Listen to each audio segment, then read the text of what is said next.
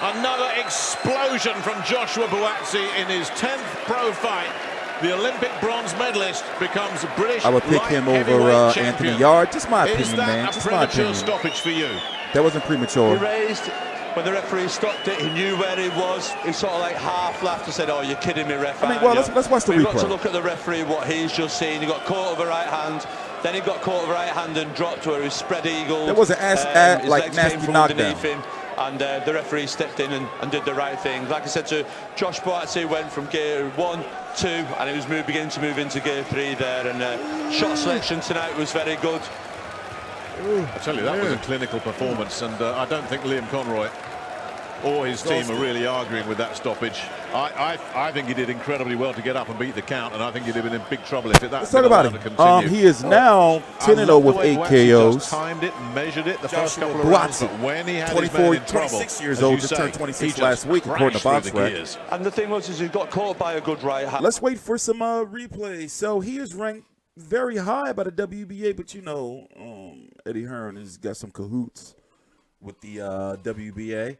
Not anywhere else, but he's not necessarily on the fast track. And now it's going to be really interesting to see what route he's going to go next, because I guess they want to start getting him ranked by the other sanctioning bodies. Here's the knockdown. It was ugly. It was ugly. Wait, that's not the knockdown. But this did. Sloppy jab, lay back right hand, if I remember.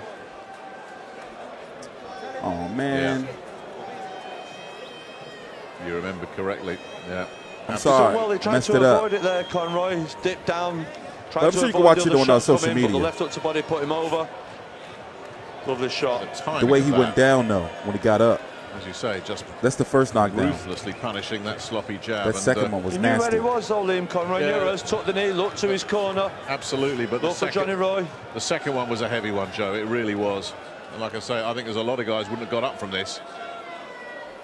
So it's great credit that he did. That's a big, big knockdown. That was it. And I think that's one that made the referee's mind decide when he stood up. Yeah, when he was laying there like that, I was like, yeah. I mean, he's looked straight to his corner there early, but I think there would have just been more coming at him.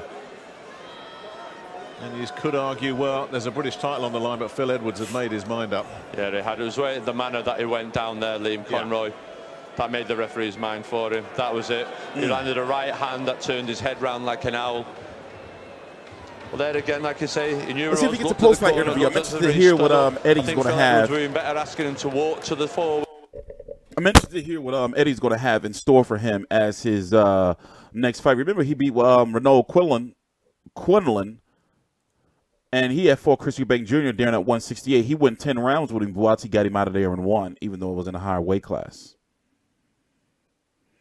You know, you would think that. I mean, I don't know if he wants. I don't know if he wants to fast track him yet, because Matchroom is in a bit of. They need some new stars, and they need some more championships under that stable, especially on the UK scene, since Eddie is focused a lot over here in the States with boxing, trying to get it off the ground. Let's listen in. Winner by RSC, he's still undefeated and the new British light heavyweight champion from Croydon, Joshua Buatsi. Well, there it is.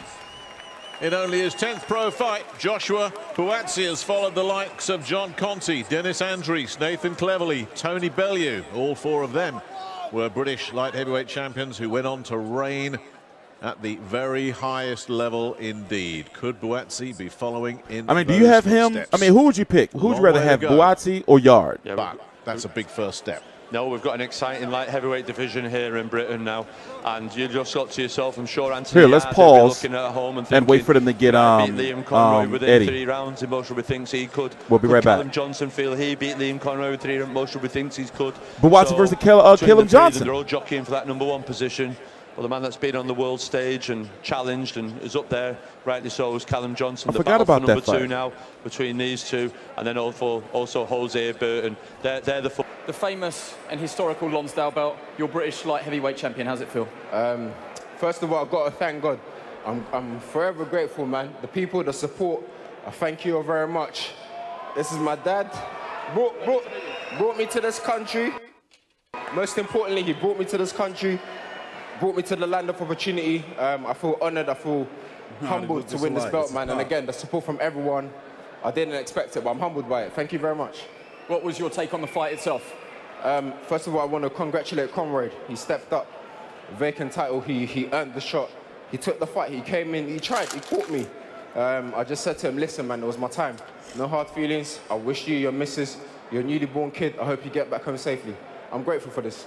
I don't think we've seen you caught at all in your first 10 fights. You got caught just before you finished the fight and knocked him down. It just seemed to spur you into action almost. Yeah, Andy, if it's raining and you go outside, you're going to get wet. My trainer's not going to like that, but you get wet, you get hit a bit, but get them back. Like I said, get them before they get you. You're 10-0 now, perfect 10.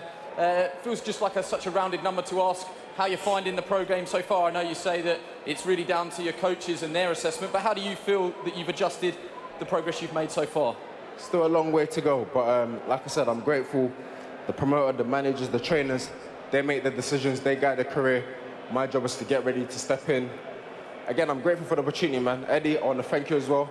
You're guiding the career, man. They boo you, but listen, you're doing what you got to do. Do you know what I mean? And I'm grateful for the support, man. Eddie might have news. I'll bring him in to this interview. There was rumours flying Fast around car. that if Joshua came through this fight, that there may be a slot at Madison Square Garden June 1st. What can you tell us about that? Is it confirmed? You Have I did let hear you about out of that. the bag too early? No, nothing until we get back and talk to the team. We'd love him to box at Madison Square Garden on June the 1st on the AJ Miller card. Who wouldn't want to box there?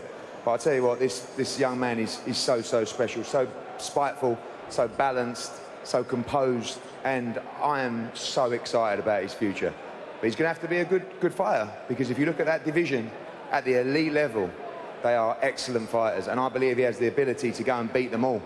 And British boxing should be very excited about Joshua Buatsi. We've stood here before with other fighters going down this path, and we've seen them go on and capture world titles, unify, and I believe he has all the ability to do that. I would love him to box June the 1st at Madison Square Garden. We'll check the hands, and we'll see how we get on. You'll have a timeline in your head, though, for his career. If all goes to plan, how quickly do you think that he could have a world title around his waist instead of the Lonsdale belt? Again, that's for the team. Joshua also has a big influence in the decision-making process. I believe he'll win a world title. He's won, in my opinion, the best belt in boxing right now. Any young fighter should try and win that belt. Mr. Buatsi has it already on his mantelpiece.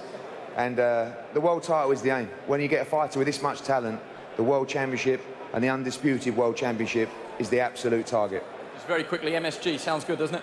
Sounds fantastic, man. We go back home, we do a body check, make sure everything's good. If the team gives me the green light, we're good to go. Eddie's given the green light already, but there's a few more people I need to see, and then myself, most importantly, and then we make the move.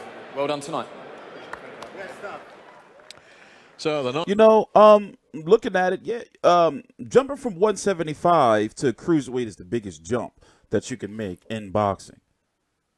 And when you make that jump, you have to make that jump. You don't want to be, you know, fighting somebody that's at the cruiserweight limit of 199 and you're weighing in at 185 or some shit like that. That's no good, especially when they can rehydrate up, you know, to probably 210, 220.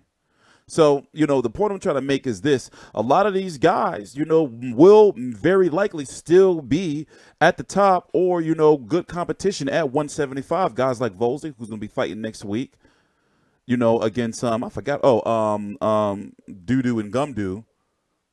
Crazy name. They're going to have a field day with that next week. Here in Philly on ESPN, you got Dimitri Bivol, you know, who beat Joe Smith, who wants a big fight at 175, or he's saying he'll go to the 168. Archibert Debiev, I forgot who he's fighting, but now he's fighting with Top Rank, from my understanding.